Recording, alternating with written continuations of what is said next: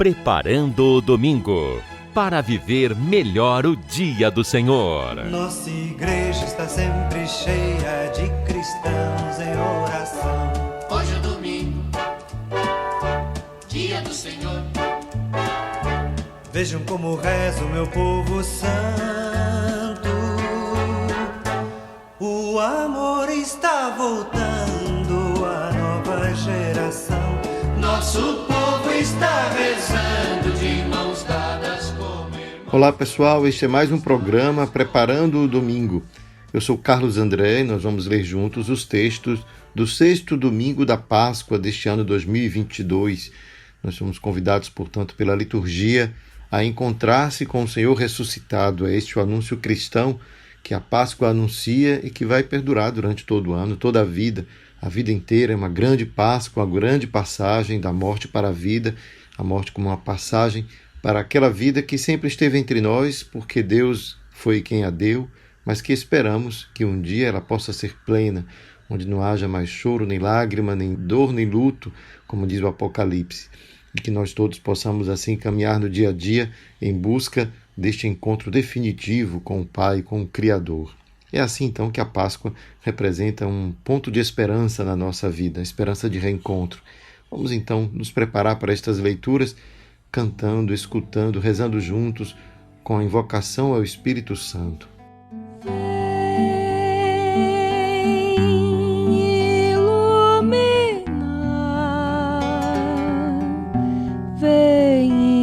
Inspirar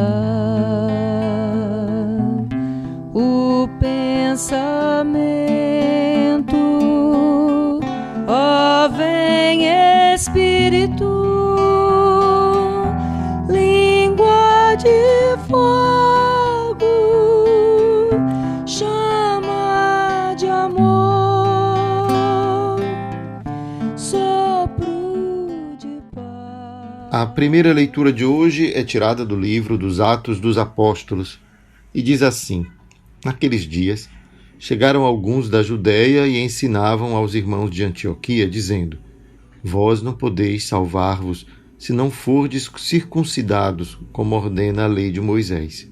Isto provocou muita confusão e houve uma grande discussão de Paulo e Barnabé com eles.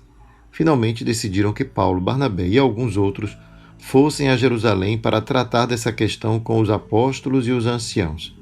Então, os apóstolos e os anciãos, de acordo com toda a comunidade de Jerusalém, resolveram escolher alguns da comunidade para mandá-los a Antioquia com Paulo e Barnabé. Escolheram Judas, chamados Barsabás, e Silas, que eram muito respeitados pelos irmãos. Através deles, enviaram a seguinte carta: Nós, os apóstolos e os anciãos, vossos irmãos, saudamos os irmãos vindos do paganismo, e que estão em Antioquia e nas regiões da Síria e da Cilícia. Ficamos sabendo que alguns dos nossos causaram perturbações com palavras que transtornaram vosso espírito. Eles não foram enviados por nós. Então, decidimos de comum acordo escolher alguns representantes e mandá-los até vós, junto com nossos queridos irmãos Barnabé e Paulo, irmãos que arriscaram suas vidas pelo nome de nosso Senhor Jesus Cristo.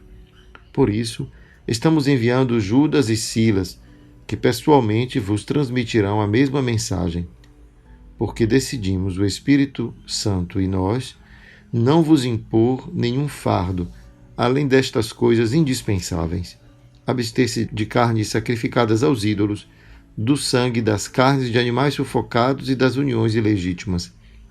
Vós fareis bem se evitardes essas coisas. Saudações.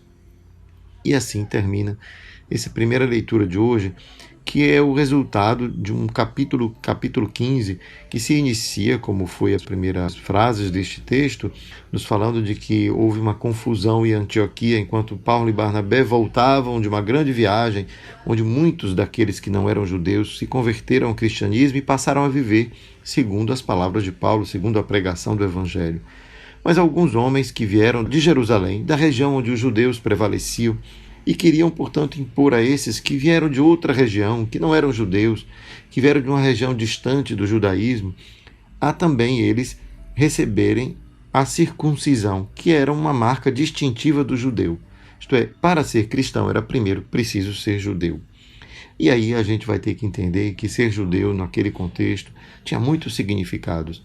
Não apenas o significado religioso, mas acima de tudo um significado cultural. Significava também participar das suas festas, cerimônias, gozar inclusive do seu status social, já que na época o judeu era para o Império Romano livre de realizar o seu culto, de viver sem precisar pagar, por exemplo, a oferenda que era feita aos reis, aos imperadores romanos. Então os judeus puderam se abster desse tipo de atitude que seria para eles uma idolatria, já que o imperador romano era equivalente a um deus, portanto a ele se devia oferecer sacrifícios no templo. Todo esse contexto político, religioso e até econômico influencia nesta decisão, melhor, neste convite a que os pagãos, os que não eram judeus, se tornassem plenamente judeus pela adesão à marca distintiva do judeu, a circuncisão. Esta pequena cirurgia que era feita no sexo masculino. Por isso, então, a gente, quando lê esse texto, percebe que há aqui um choque, de certa forma, também cultural.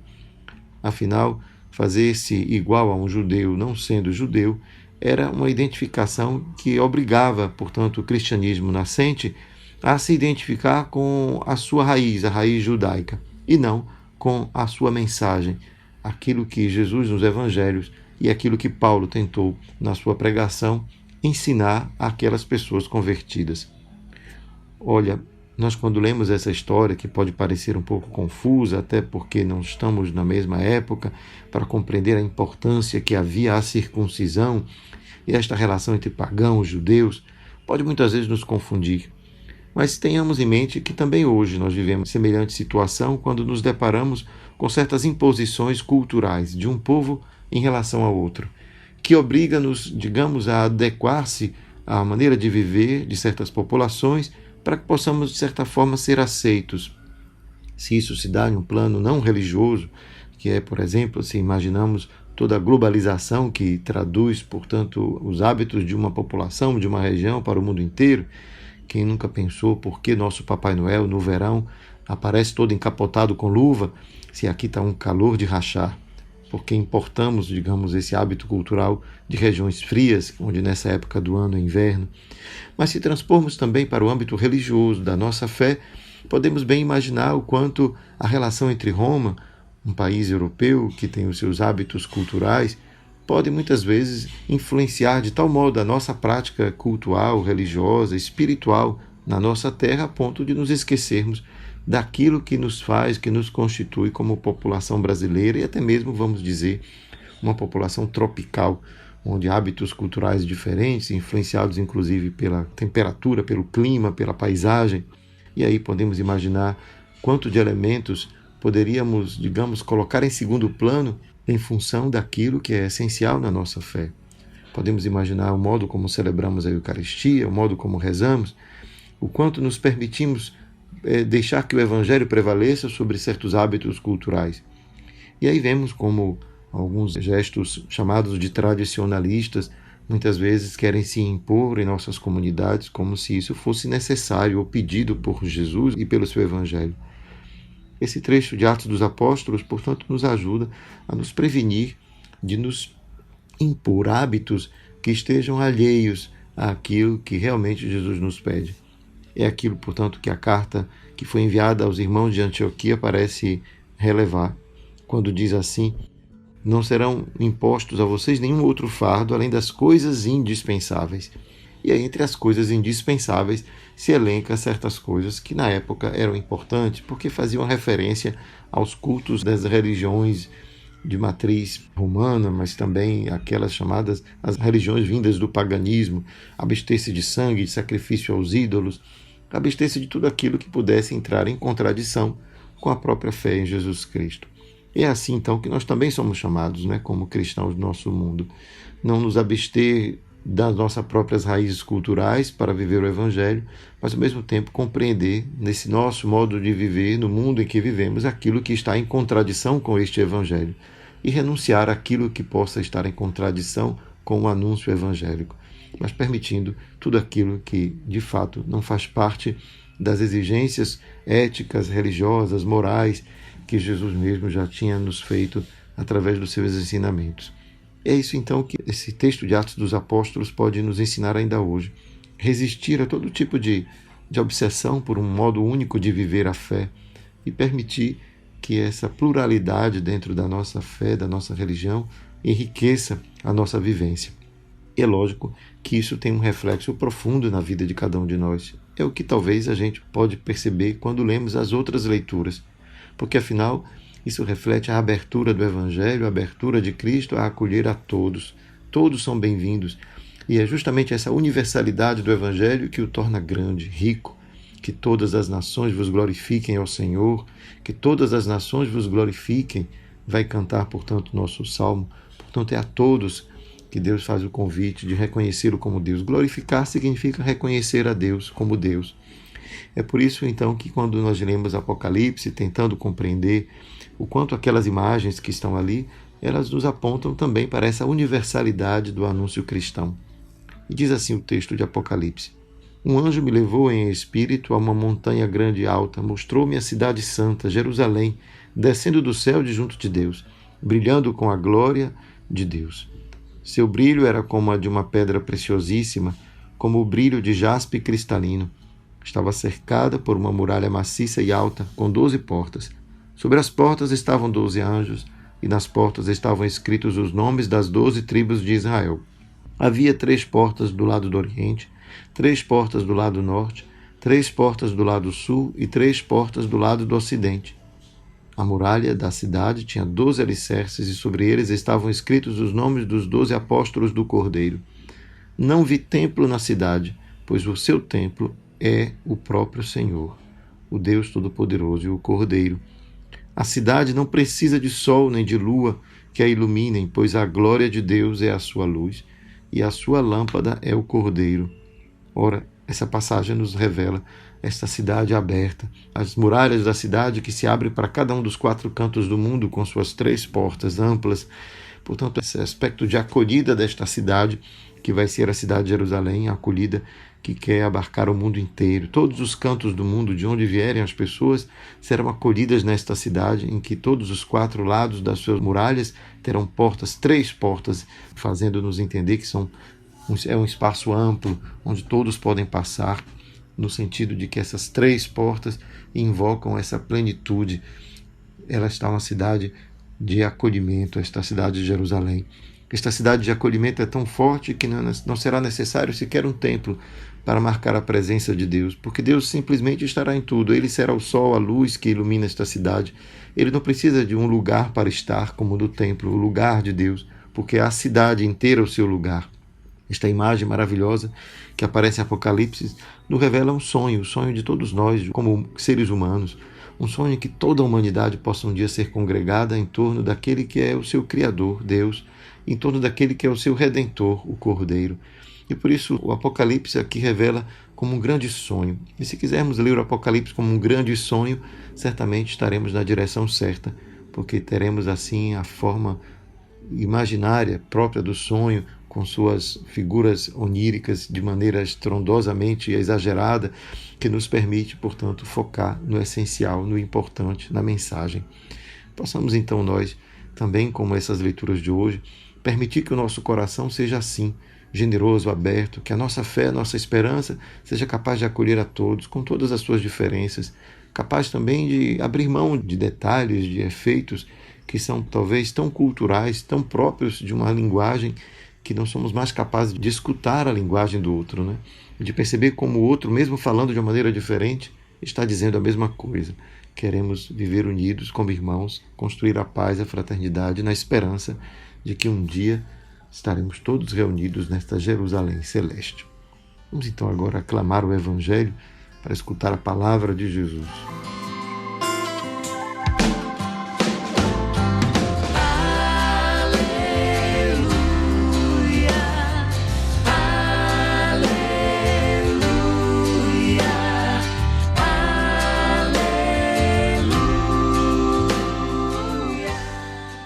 Evangelho de Jesus Cristo, segundo João. Naquele tempo, disse Jesus a seus discípulos: Se alguém me ama, guardará a minha palavra, e o meu Pai o amará, e nós viremos e faremos nele a nossa morada. Quem não me ama não guarda a minha palavra, e a palavra que escutais não é minha, mas do Pai que me enviou. Isso é o que vos disse enquanto estava convosco. Mas o defensor, o Espírito Santo, que o Pai enviará em meu nome, ele vos ensinará tudo e vos recordará tudo o que eu vos tenho dito. Deixo-vos a minha paz vos dou. Mas não a dou como o mundo. Não se perturbe, nem se intimide o vosso coração. Ouviste o que eu vos disse. Vou, mas voltarei a vós. Se me amasseis, ficaríeis alegres, porque eu vou para o Pai, pois o Pai é maior do que eu. Disse-vos isso agora, antes que aconteça, para que, quando acontecer, vós acrediteis. Palavra da salvação. O evangelho que acabamos de escutar é um trecho de um longo discurso de Jesus, chamado discurso de despedida, porque ele é feito logo após a última ceia. E o tom desta despedida de Jesus é como um testamento espiritual, últimas recomendações, encorajamento, iluminações para que eles possam depois compreender aquilo que está sendo dito, aquilo que está acontecendo. E assim a gente também pode entrar no mesmo espírito com que este evangelho foi descrito. Ora, Jesus nos apresenta aqui, como últimas palavras, um trecho daquilo que foi a sua vida. Se alguém me ama, guardará a minha palavra e o meu Pai o amará. Esta palavra de Jesus parece responder, posteriormente, àquilo que também no nosso coração surge quando nos perguntamos: mas por que Jesus ressuscitado não apareceu a outros, especialmente àqueles que o condenaram à morte? E aqui a gente tem a explicação. Se alguém me ama, guardará a minha palavra e meu Pai o amará. Quem não me ama não guarda a minha palavra, e a palavra que escutais não é minha, mas do Pai que me enviou. Ora, quem não ama a Jesus não poderia compreendê-lo.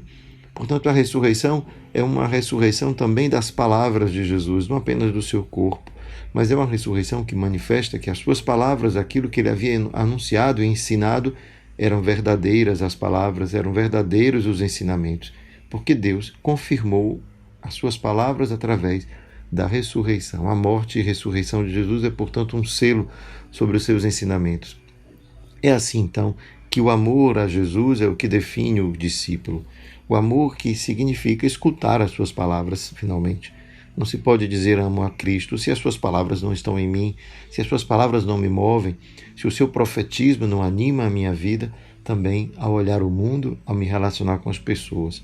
É isso, então, que representa para nós as palavras que hoje no Evangelho nós encontramos quando ouvimos dizer que o defensor, o Espírito Santo, que o Pai enviará, ele vos ensinará tudo e vos recordará tudo o que eu vos tenho dito. É então sobre esta palavra de Jesus, do Espírito Santo, que vai reforçar aquilo que ele ensinou, que cada cristão no mundo hoje pode dizer: eu amo o Senhor, eu o conheço, porque recordo as suas palavras, porque encontro forças para aplicá-la na minha vida. É essa ação do Espírito que permanece dentro de nós como uma motivação interior para repetir a ação de Cristo, ser outro Cristo no mundo, portanto, ser cristão.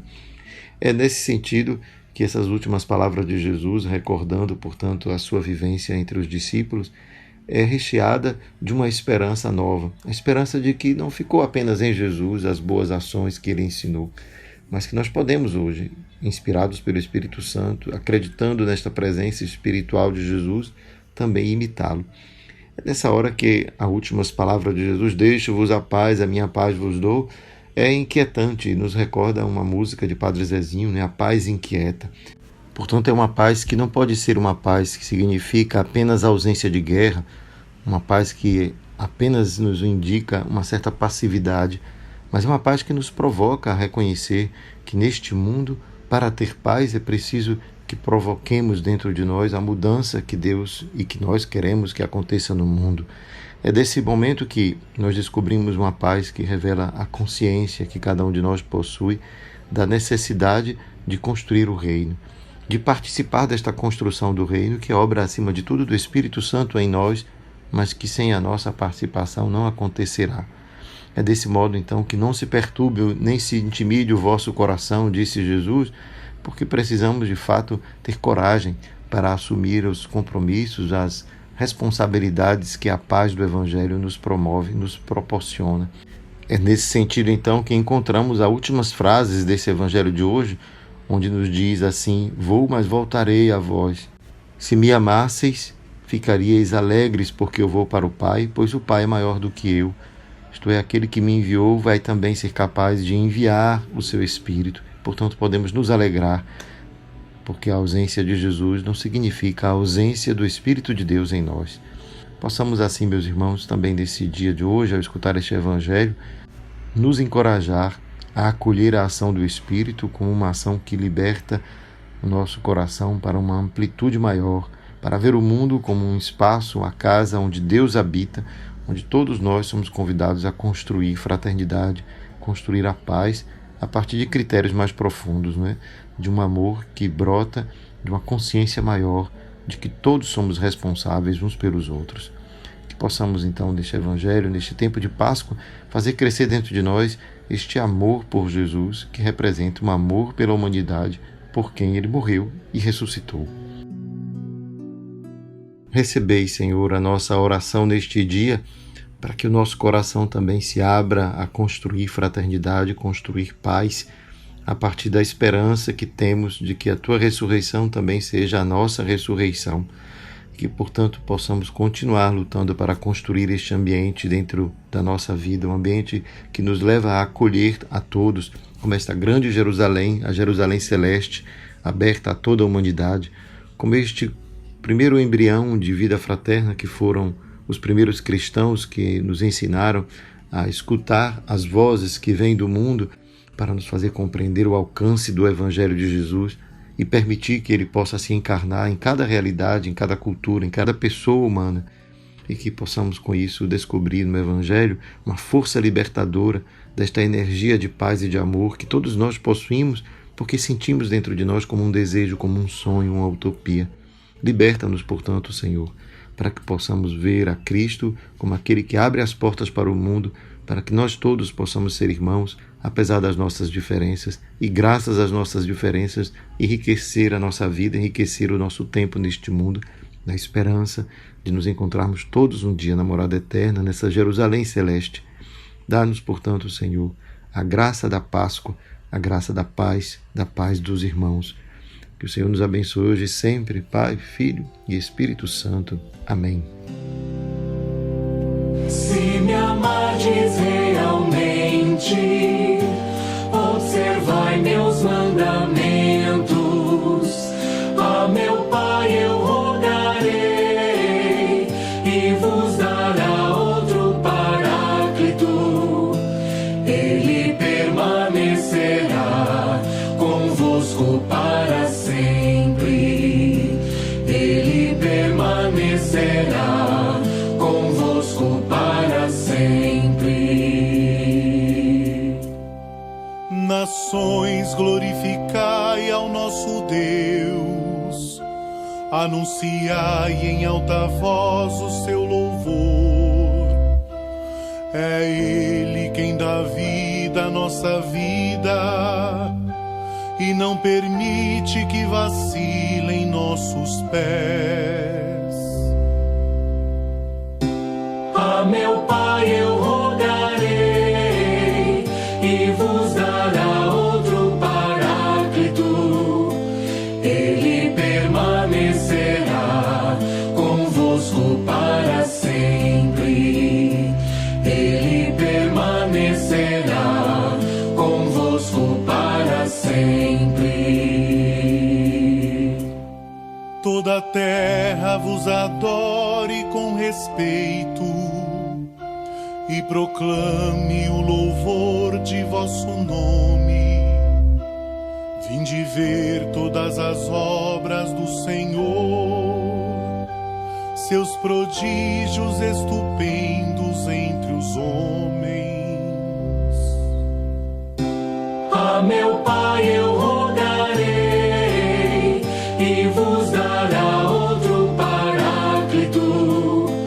Ele permanecerá convosco para sempre. Ele permanecerá convosco para sempre. Se me amardes realmente, observai meus mandamentos.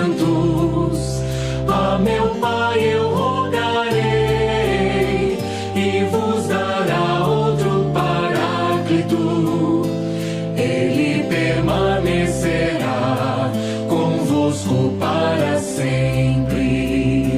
Ele permanecerá convosco para sempre. Preparando o domingo para viver melhor o dia do Senhor.